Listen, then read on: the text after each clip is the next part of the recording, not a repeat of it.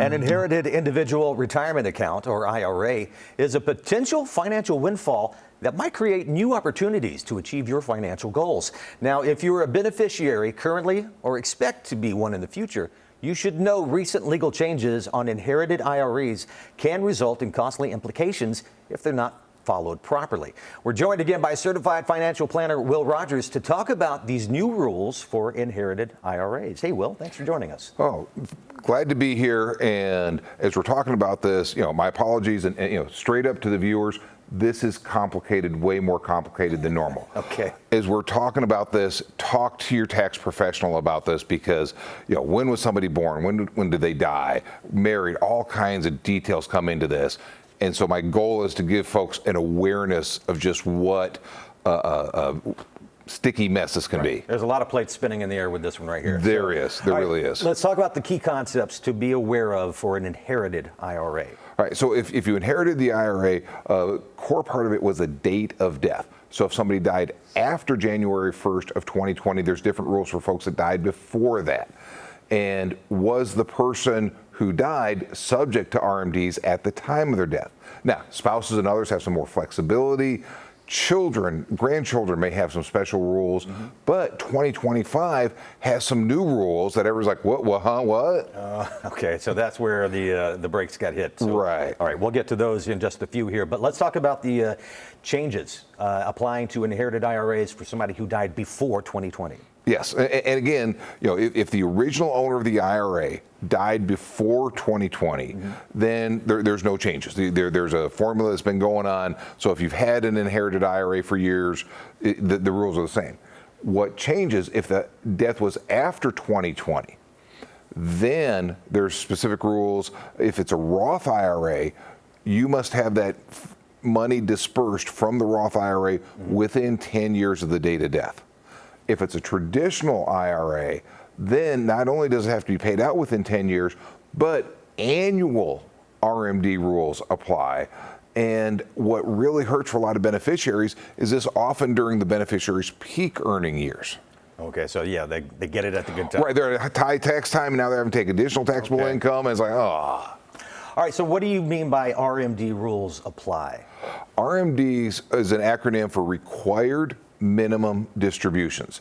And these are tables that the IRS will say you must take these out based on your life expectancy or the original IRA owner's life expectancy. So there's several if-then calculations that need to be made as to how much must you take out. The point being is if you don't take enough out each year, you could be subject to 50% penalty on the amount you were supposed to take out. Okay. Now, you mentioned spouses and others might actually have it a little easier concerning this too. Who gets the special rules or exemptions? So the spouses are our most favored status. A spousal IRA, instead of having those required minimum distributions from your spouse, it rolls over to your own. Now, you may still be subject to required minimum distributions as a spouse if you're over 73, but if you're not, then your own rules apply to that. Also, if you've got minor children where they're under age 18, they don't have to take those required minimum distributions out. The third one is beneficiaries with special needs. So if you have a category where you've identified that you need special needs and special care, the IRS has worked with this, and most of the parents will know if they've got a child that has these needs. Then the required minimum distribution rules don't apply. They give a gimme for folks that need a little help. Okay, well that part is good. Okay. Yes. We fast forward now to 2025.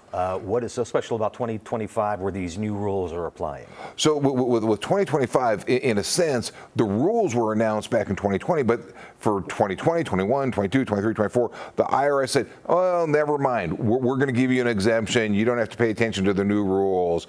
And it was almost a regular deal. The IRS finally said, no, we're not giving exemptions anymore. The rules that we announced back in 2020 with Secure Act 2.0, they stuck, they're applying, and if you don't take the money out, we're going to hit you with a 25% penalty for not taking the money that you should have taken out. Well, ouch. Okay. Right. All right. I'm here from the government, and I'm here to help you. Okay. Yeah.